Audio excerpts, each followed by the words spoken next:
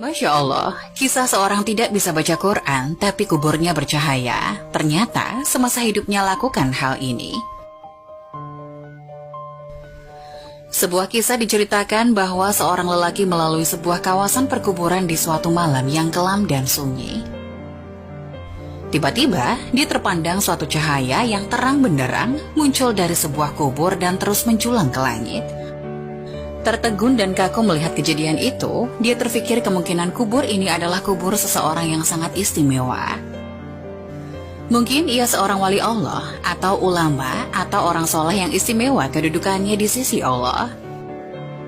Diambilnya sebatang kayu, lalu dipacak di atas kuburan yang bercahaya itu. Keesokan harinya, lelaki itu datang lagi ke kawasan perkuburan itu dengan ditemani beberapa orang kampung.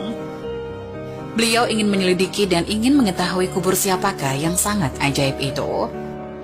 Untuk mengetahui dengan lebih lanjut, lelaki itu berkunjung ke rumah almarhum dan bertemu dengan istri si mati, lalu menceritakan keajaiban yang dilihatnya di perkuburan suaminya.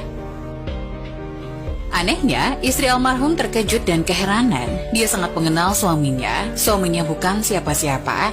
Suaminya seorang petani biasa saja, bukan seorang alim, bukan seorang ahli ibadah, bukan orang soleh, apalagi bukan imam, bukan muazin, bukan guru Al-Quran.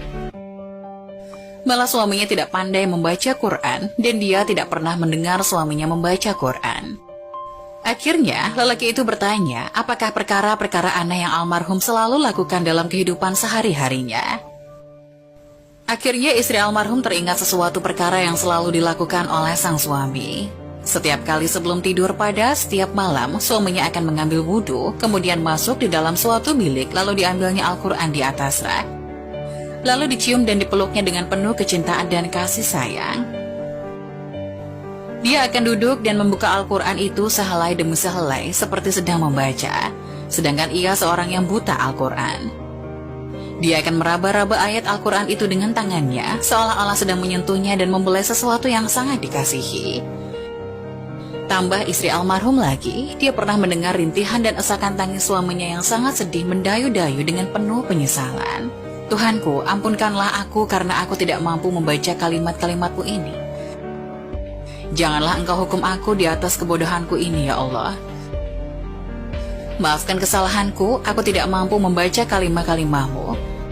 Aku tidak dapat bersahabat denganmu, aku tidak dapat memahamimu, tapi aku sangat mengasihimu, aku sangat mencintaimu. Wahai kalamullah, janganlah engkau mendakwa aku, jangan engkau menuduh aku di hadapan Allah di akhirat nanti. Lelaki itu meminta untuk melihat Al-Quran kesayangan suaminya itu. Benar dan sangat mengharukan apabila dia melihat naskah yang mulia itu kelihatan lusuh. Helaian-helaian kelihatan selalu dibuka berkali-kali dan ada bekas-bekas air mata di kertasnya.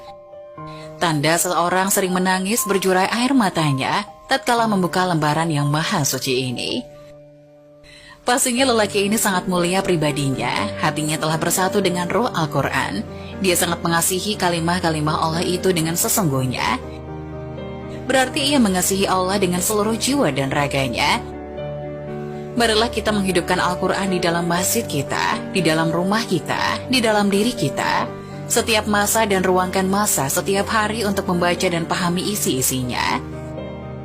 Memuliakan Al-Quran saja sudah mendapat syafaat, apalagi kita belajar membaca dan benar-benar mengamalkan.